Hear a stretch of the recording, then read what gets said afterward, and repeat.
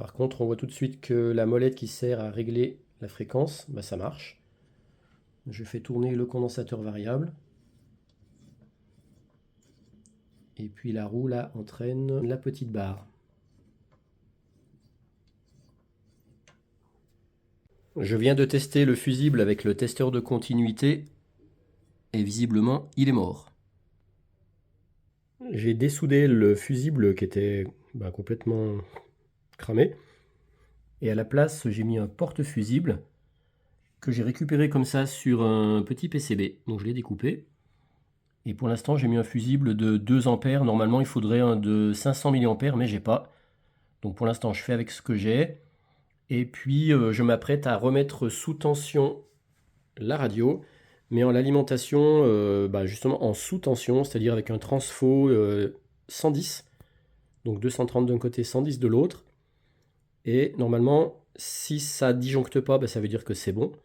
Parce que sinon, si le transfo est mort, qu'il y a un court-circuit, ou la UI85, je crois, c'est celle-là, si elle est morte, je pense que ça risque de faire un court jus et donc du coup le différentiel va sauter. Par contre, il faut que je fasse gaffe au condensateur chimique en papier, je crois.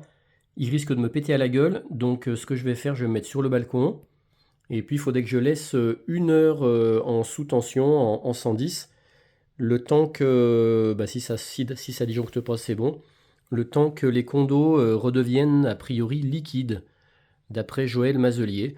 Alors normalement, c'est pas comme ça qu'il faut faire. Lui, il m'a conseillé de mettre en série avec l'alimentation une lampe à incandescence de 100 watts, qui permettrait déjà d'éviter de faire sauter le différentiel s'il y a un court jus. Et puis aussi, ça permettrait de sécuriser l'ensemble. Mais pour l'instant, j'ai pas envie, comme je sais pas s'il va remarcher. Parce que moi, si le transfo est foutu, j'ai pas les moyens de le changer. Si la UY85 est foutue, je sais pas si ça serait ça là. Je sais pas si j'ai les moyens de la changer aussi. Donc avant de me lancer dans des trucs trop compliqués, je vais déjà faire un essai pour voir si ça disjoncte ou pas. Maintenant, je vais avoir un autre souci, c'est ce bouton-là qui est marqué juste marche. Je comprends pas pourquoi c'est pas marqué marche-arrêt. Donc quand on appuie sur l'un, ça fait remonter l'autre. Alors bon, c'est un peu grippé, mais je verrai si j'arrive à nettoyer ça. Mais par contre, celui-là, il fait pas remonter. Donc je sais pas si c'est un défaut, s'il y a quelque chose de cassé.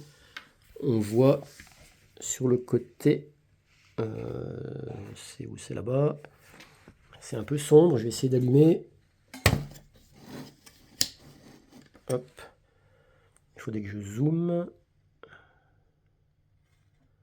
Et qu'il fasse la mise au point, c'est pas gagné. Voilà.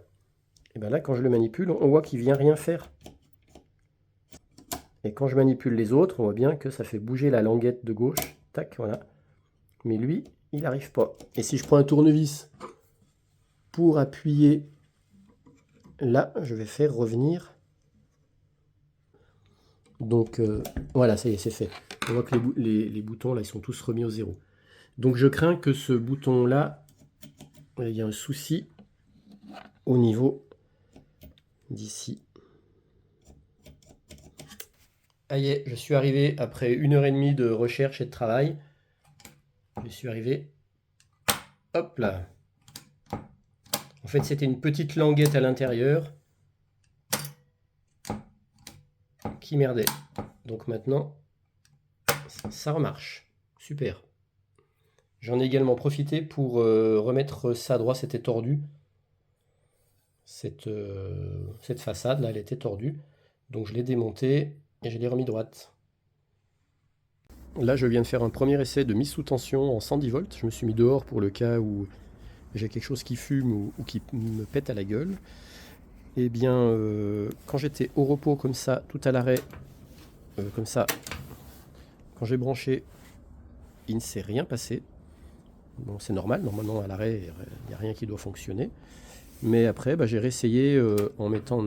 J'ai fait avec les 4 touches. Et bien, quelle que soit la touche que je manipulais, que j'enclenchais, il ne se passait rien. C'est-à-dire que je n'avais ni lampe qui s'allumait, il y a une petite lampe ici, normalement qui est bonne. Les lampes là sont bonnes aussi. Non, enfin, pardon, les lampes là en tout cas ne se sont pas allumées. J'ai pas entendu de ronflement dans le haut-parleur. Donc il ne s'est rien passé.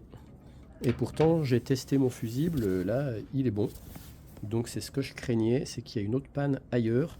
Et là pour l'instant je ne vois nulle part un fil qui n'est pas branché. Les deux seuls fils qui ne sont pas branchés, c'est les deux fils qui sont reliés à la carcasse. Donc je ne pense pas que ça joue sur quoi que ce soit. C'est ce fil là. Et puis il y a celui-là qui était aussi relié à un entourage grillagé sur la carcasse.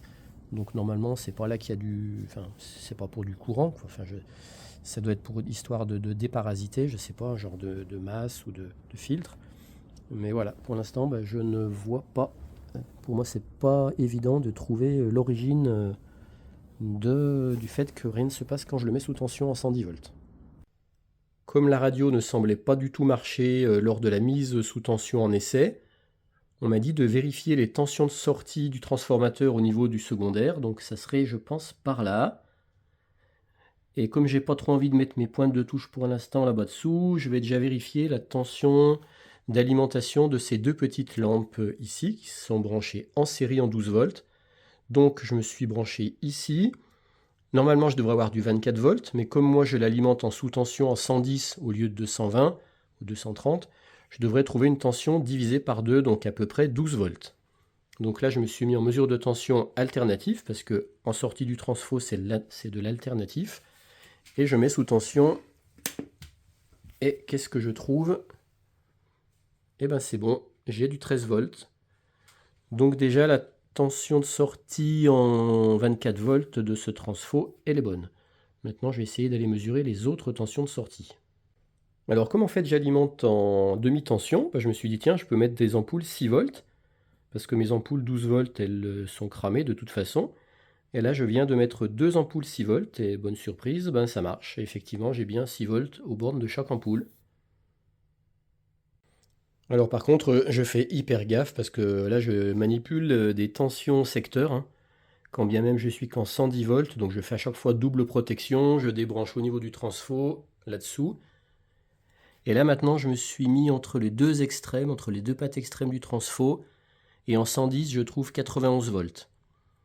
Donc ça veut dire que moi il faut tout qu'après en 220 je multiplie par 2. Et je suis en train de noter les transfos sur les tensions sur un bout de papier. Ici, donc là je trouve 90 volts, 91 volts. Donc x2 ça fait 182 en 220.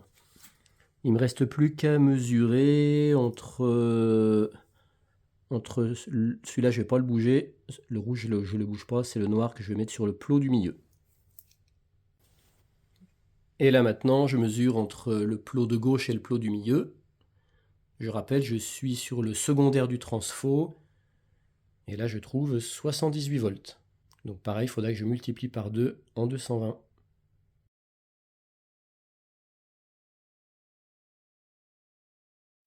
Alors là, j'en profite pour faire un petit break, pour vous montrer combien les gens sont sympas suite à cette vidéo. J'ai eu beaucoup de commentaires. Donc déjà, j'avais Joël Mazelier, qui a une chaîne YouTube, qui m'a déjà beaucoup aidé. Et puis là, j'ai Adri Diablesse, qui me donne plein d'infos précises et surtout qui m'envoie un lien vers un fichier PDF. Et voici ce fichier PDF. En fait, c'est toute la doc de ce poste radio. Et comme moi, je suis une grosse quiche en radio et encore pas mal une quiche en électronique. Moi, avant, j'aurais vu ça, je serais carrément parti en courant, au secours, quand je vois des schémas comme ça, là. Ça me faisait fuir, ça me filait des boutons. Le pire, voilà, ça, l'horreur. Du coup, là, je suis un peu obligé de m'y mettre. Et puis, j'ai également Valérie Marzelin qui m'aide énormément. Lui, il touche sa bille dans toute l'interprétation de ces fiches techniques. Et là, du coup, j'apprends plein de choses. Vous voyez, je suis en train d'apprendre plein de choses.